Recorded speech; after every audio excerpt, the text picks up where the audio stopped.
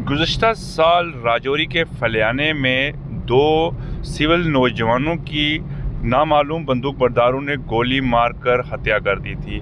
आज उनकी पहली बरसी मनाई गई और इस मौका पर मकामी लोगों और वर्सा ने मिलकर उन्हें शानदार तरीक़े से श्रद्धांजलि पेश की।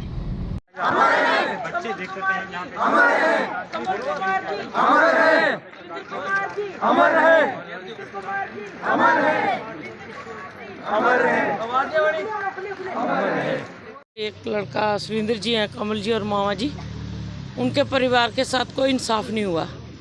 उनकी पत्नियां दर दर की ठोकर खा रही हैं। तो बोला गया था कि उनकी नौकरी लगेगी, उनकी कोई नौकरी नहीं दी। उनके बच्चों के साथ कोई इंसाफ नहीं हुआ। आज वो दोनों उनकी पत्नियां किसी के घर में बर्तन साफ कर रही हैं, कोई झाड़ू लगा रही हैं। तो ये कोई कानून है? हमारे लिए तो कोई कानून नहीं, आंधा कानून है। उस टाइम वादे किए गए थे बड़े बड़े कि इनके साथ इंसाफ होगा, नौकरियां लगेंगी, तो इनके बच्चों के साथ भी इंसाफ होगा। कोई इंसाफ नहीं हुआ। आज वो दर दर भटक रही हैं, हर ऑफिस में जा रहे हैं उनके परिवार, तो उनकी कोई सुनाई नहीं हुई। 1 साल हो गया। तो मैं एलजी साहब से यही और मोदी जी से भी यही कहना चाहती हूँ कि ये देश की बेटियाँ हैं। वो कहते हैं कि देश का विकास है बेटियों के साथ संसार चल रहा है। अगर बेटियों को आज इंसाफ नहीं मिला, उनके बच्चे दर दर की ठोकरें खा रहे हैं, तो बताओ ये कहाँ की कानून है? हमारे लिए तो आंधा कानून है। आज हमारे सब कुछ होते हुए इंसाफ नहीं हो रहा बेटियों के साथ, तो क्या कानून पे विश्वास? कानून ने तो हमारे। मैं सभी चैनलों का धन्यवाद करता हूं जो आज हमारे यहां पहुंचे। आज ही के दिन पिछले साल 16 दिसंबर को अल्फ़ा गेट में जो कांड हुआ था, उसमें हमारे 2 नौजवान मारे गए थे। उन्हीं को श्रद्धांजलि देने के लिए आज हम लोग यहाँ एक कैंडल मार्च कर रहे हैं। क्या मांग करेंगे आज आप? हमारी मांग ये है कि आज तक हमें इस चीज़ का कोई इंसाफ नहीं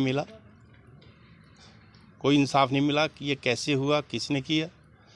बाकी परिवार के जो मांगे थी आज तक पूरी नहीं हो सकी।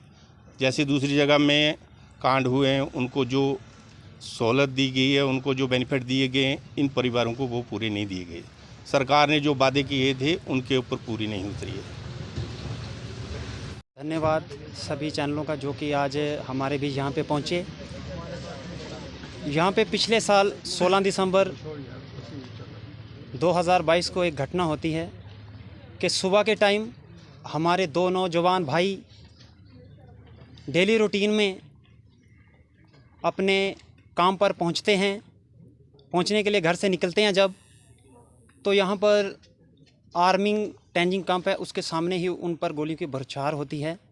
तो स्पॉट पर ही वो दोनों ख़त्म हो जाते हैं। उसके बाद आज पूरा 1 साल हो गया है। हमने इंसाफ की जो गुहार है वो डिस्ट्रिक्ट एडमिनिस्ट्रेशन के कानों तक तो पहुंचाई। यहाँ पर अनेकों एजेंसियाँ पहुंची जिन्होंने यहाँ पर उस घटना को हर एंगल से देखा, लेकिन जांच एजेंसियों का आज आना बंद हो चुका है पिछले 1 साल से।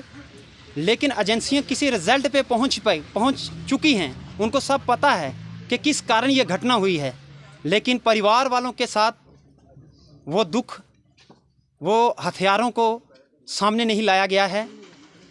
जिस भी गतिविधि के चलते ये घटना हुई है, परिवार वालों के साथ ये घटना जो हुई थी वो परिवार वालों के सामने आनी चाहिए थी। लिहाजा परिवार वालों के साथ जो आश्वासन दिए गए थे एडमिनिस्ट्रेशन की तरफ से कि बच्चों के साथ इंसाफ होगा, उनके घर वालों के साथ इंसाफ होगा, किसी प्रकार की उनके परिवार पर अगर कोई तंगी आएगी वो भी देखी जाएगी, लेकिन ऐसा कुछ भी नहीं हुआ। अब आपकी क्या डिमांड्स है? हमारी यही डिमांड है कि डिस्ट्रिक्ट एडमिनिस्ट्रेशन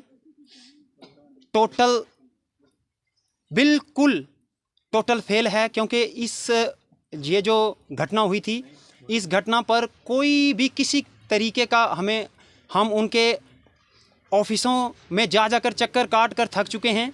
लिहाजा यही कहते हैं कि इंक्वायरी चल रही है। कौन सी इंक्वायरी चल रही है? कोई इंक्वायरी नहीं चल रही है। लिहाजा एलजी प्रशासन से हमारी यही गुहार है कि छोटे छोटे बच्चों की तरफ देखा जाए, परिवार वालों की तरफ देखा जाए, उनके साथ इंसाफ किया जाए।